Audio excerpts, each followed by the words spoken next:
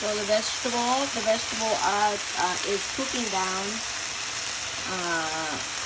good, and then I'm adding a little bit, maybe half teaspoon of sesame oil. A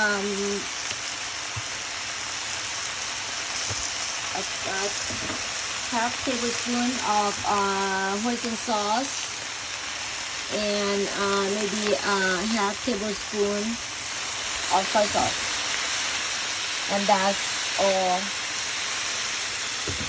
it is. Just stir and let it simmer, and then ready to eat.